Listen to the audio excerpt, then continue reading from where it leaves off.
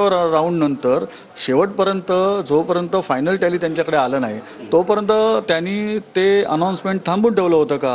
ह्याच्याकरता आम्हाला CCTV footage पाहिजे. म्हणजे कसं असतं, एक तर 48 मतांनी पराजय झाला आहे किंवा 48 मतांनी पराजय केला गेला आहे, हे त्या CCTV फुटेजमधल्या बऱ्याच गोष्टींवरती त्याचं उत्तर आम्हाला मिळू शकतं. मग जर का ते देत नसतील तर त्याच्यामध्ये काहीतरी काळेभोर आहे की काय असं मला वाटतं आणि त्याच्याकरता आम्ही ते व्हिडिओ शूटिंग मागतो. ही जी निवडणूक झाली आणि खास करून ह्या सीटची झाली, ही फ्री अँड फेअर होती का?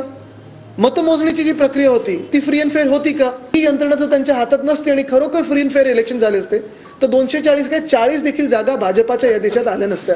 आणि आज पण आपण पाहतोय की हे सगळं सोडून परत विषय भलतीकडे नेला जातोय भाजपकडून. मग हे ते ह्यामुळे मतं मिळेल, त्यामुळे मतं मिळाली. मी एवढंच सांगेन की भाजपला ज्या काही सीट मिळालेल्या आहेत, मतं मिळालेली आहेत, ती ह्या यंत्रणेचा गैरवापर करून मिळालेल्या आहेत.